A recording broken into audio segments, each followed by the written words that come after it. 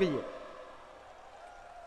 और विरोधियों के खेमे के अश्रुत बल में भगदड़ मच चुकी और वो मथन कर रहे हैं कि ये चुनाव लड़े या ना लड़े। आप सभी साथियों से ये गुजारिश रहेगी कि हमारा लक्ष्य एक ही होना चाहिए।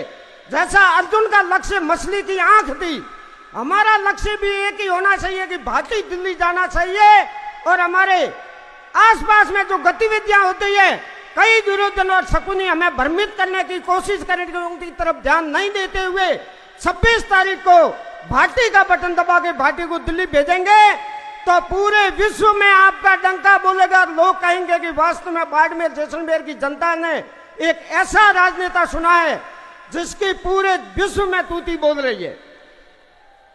दोस्तों, अभी 3 महीने पहले हमने विधानसभा में टेबलेट टूटते हुए देखी है और यही हम दिल्ली के चांदनी चौक और बंगला साहब गुरुद्वारा के होते हुए संसद भवन में जाते हुए देखना चाहते हैं। अभी हमारे विधायक महोदय जो ब्रिटेन गए थे और लॉर्ड्स में जो राजस्थानी भाषा में जो भाषण दिया था, आज तक किसी तन सिंह के बाद में हमारी मातृभाषा का इतना सम्मान किसी ने नहीं किया जितना रविंद्र सिंह भाटी ने किया है। गांव गरीब और जनता का काम करने वाला ऐसा नेता हमें चाहिए तो रविंद्र सिंह भाटी है। हम किसी न किसी पार्टी से सारे जुड़े हुए, हमारी सबकी कोई पार्टियां होगी, पदाधिकारी भी होंगे, मगर हमें सब पार्टियों को औकात दिखाने के अब की बार एक निष्पक्ष और निडर योद्धा को दिल्ली की संसद में भेजना है। और 543 संसद सदस्यों के बीच में राजस्थान में बाड़मेर जैसलमेर का ऐसा मर्द गूंजेगा कि भेड़ियों के बीच में जैसे शेर दहाड़ रहा हो। और ये काम आप लोग करेंगे, हमें विश्वास हो रहा है कि आज की जनवेदना देखते हुए ये एहसास हो गया है कि चुनाव तो एक फॉर्मेलिटी है और आज हमारी जीत डिक्लेयर हो गई है।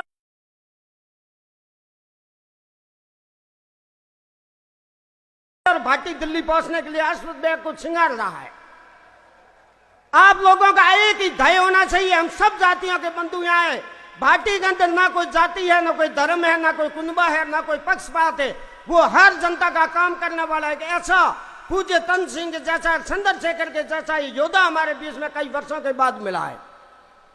आज हमारे कांग्रेस के जो राजस्व मंत्री और केंद्रीय मंत्री दोनों की जुगलबंदियां देख के हमें एहसास हो रहा है कि दोनों ये एक है, इनमें कोई फर्क नहीं है।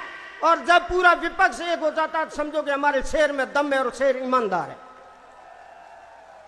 आप सबसे हाथ जोड़ के नम्र विनती है कि इनके झूठे लॉलीपॉपों के चक्कर में मत आना। जो सरकार 74 साल तक भारत की गरीबी कम नहीं कर सकी और जो सरकार 9 साल में जो मंत्री वाइजहाज से नीचे आके जमीन में नहीं आए, वो हमारा कोई काम करने के लायक नहीं है। हमें उनको वापस उनका एहसास कराना होगा कि आपको मंत्री जनता बनाती है और आपको संसद और विधानसभा में जनता भेजती है और उसको जनता की तरफ से आप विमुख हो जाओगे तो वापस धरातल पे आ जाओगे और कर्नल साहब की तरह आप भी वापस उसी लाइन में लग जाओगे। धोखेबाजों से सावधान रहना है और मेरी सर्व जातीय बंधुओं से और विशेषकर क्षत्रिय समाज के सारे बंधुओं से नम्र विनती है, हाथ जोड़ के नीम विनती है कि आप किसी भी तरह के विचलित न होना। आपको सोशल मीडिया द्वारा भ्रमित किया जाएगा, झगड़ा करने की भी नीयत से लोग आपको टॉर्चर करेंगे, मगर आपका एक ही ध्येय होना चाहिए कि ठीक है साहब, धन्यवाद, जैसा आपका ध्येय है वैसा काम करो।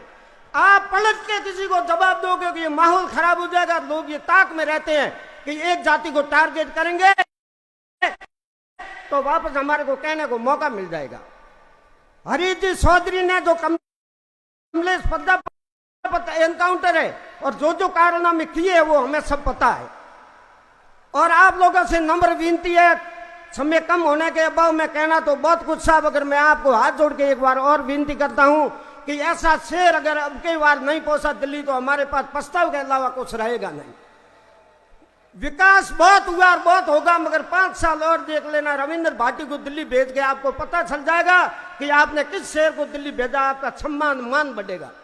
जय श्री राम, जय हिंद। बहुत बहुत धन्यवाद। ये जो लाखों का जन सैलाब उमड़ा है, इसके लिए भोजन की व्यवस्था जो भामाशाह है वीरचंद जी वडेरा और लूण सिंह जी झाला, इन दोनों की तरफ से